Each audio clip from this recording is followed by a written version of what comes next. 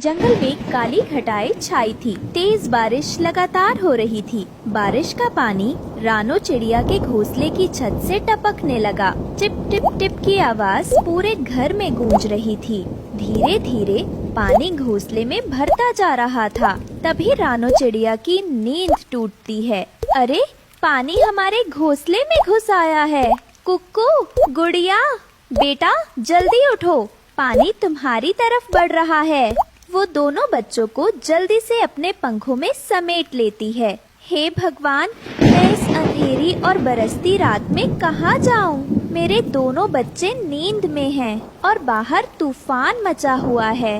पानी लगातार बढ़ रहा था। रानो चिड़िया एक पत्ते जैसी बाल्टी से पानी निकालकर बाहर फेंकने लगी, लेकिन पानी रुकने का नाम ही नहीं ले रहा था। कुक्कू बेटा, गुड़िया, अब हमें यहाँ से निकलना ही होगा। मम्मा, मुझे बहुत डर लग रहा है।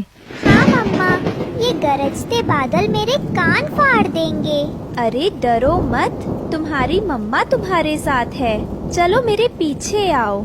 जैसे ही वो अपने बच्चों को लेकर बाहर निकली, पीछे से धड़ाम की आवाज के साथ घोंसला टूटकर नीचे गिर गया।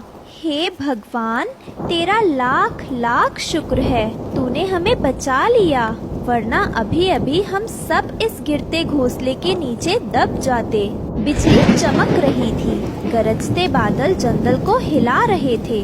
बाकी सभी पक्षी अपने घरों में दुबके बैठे थे। कोई बाहर झांकने की हिम्मत नहीं कर रहा था। चलो बेटा, हम कोई घना पेड़ ढूंढते हैं। आज की रात वहीं गुजारेंगे। कुछ दूर जाकर उसे एक बड़ा पेड़ दिखाई देता है। वह बच्चों को लेकर उसके नीचे बैठ जाती है।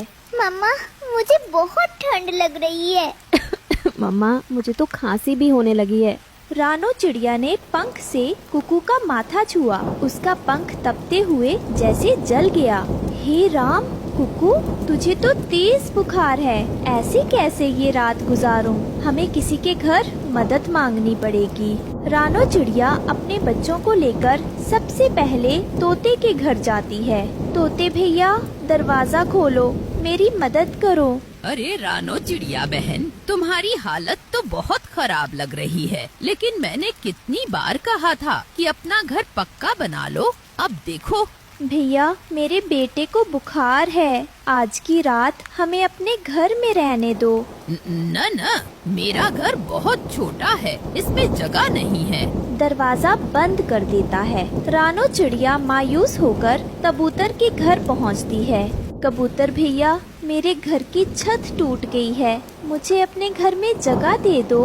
अरे, मेरा घर पहले से ही भरा हुआ है। बबली बहन और उसके भांजे आए हैं, तुम कहीं और जाओ। कबूतर भी दरवाजा बंद कर देता है। फिर वह कौवे के घर जाती है। कौवे भैया, दया करो, ये आखिरी दर है, इसके बाद कहीं और नहीं जाऊंगी। अरे रानो चिड़िया, तुम जानती हो हमारा घर कितना गंदा है, तुम रह ही नहीं पाओगी। कोई बात नहीं भैया, मेरे बच्चे बीमार हैं, हमें रहने दो। इतने में गोरी कौवी बाहर आ जाती है। अरे छोटी चिड़िया, तुम्हें चैन नहीं है क्या? सबको जगाकर क्यों परेशान कर रही हो? जाओ, कहीं और जाओ। वो भी दरवाजा बंद कर लेते हैं। रानो चिड़िया बेबस होकर बच्चों से कहती है, चलो बेटा, अब हमें खुद ही सहारा ढूंढना होगा। घने जंगल में भटकते भटकते उन्हें एक लाल चमक दिखाई देती है। मम्मा देखो, वहाँ कुछ चमक रहा है। हाँ मम्मा, शायद कोई हमारी मदद कर दे। वो चमकती हुई लाल मिर्च थी। मिर्च अचानक हिलने डुलने लगी और आवाज आई, मैं साधारण मिर्च नहीं, जादुई मिर्च हूँ। मैं दिल की हर इच्छा पूरी कर दूंगी। क्या सच में? किताबों की बातें होती हैं ये, मगर चलो आज आजमा लेते हैं। वह मिर्च को खुले मैदान में रख देती है। बच्चे मन ही मन इच्छा करते हैं, हमें अच्छा और पक्का घर चाहिए। जैसे ही बिजली कड़कती है, मिर्च एक विशाल घर में बदल जाती है। हे भगवान, हमारी दुआ सुन ली तूने। घर के अंदर ढेर सारा भोजन और सुख सुविधाएं थीं। रानो चिड़िया बच्चों को लेकर उसमें चली जाती है। तभी परी प्रकट होती है।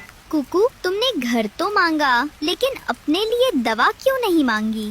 परी जी, मैं तो सह लूँगा, पर मेरी माँ और बहन कहाँ जाते इस बारिश में? बहुत अच्छा बेटा, तुम्हारे इस त्याग का फल मिलेगा। अब तुम्हारे घर में सब सुख सुविधाएं होंगी।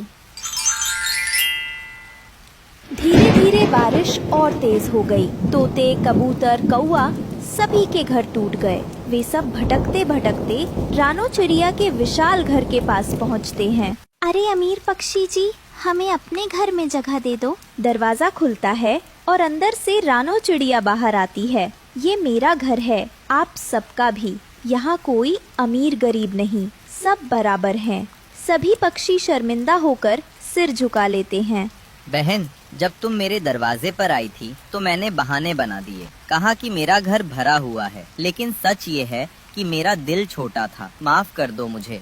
हाँ बहन, मैं भी दोषी हूँ। मेरा घर छोटा नहीं था, मेरा सोच छोटा था। उस वक्त तुम्हें बाहर ठुकरा दिया। आज जब मेरा घर टूटा है तो समझ आया आसरा मिलना कितना जरूरी होता है।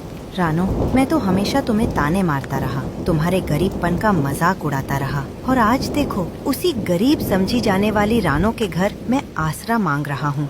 सच है, इंसान या पक्षी अमीर घर से नहीं, बड़े दिल से होता है। रानो चिड़िया की आंखें भर आईं। भाइयों बहनों, गलतियाँ सबसे होती हैं। आओ, इसे अपना घर समझो।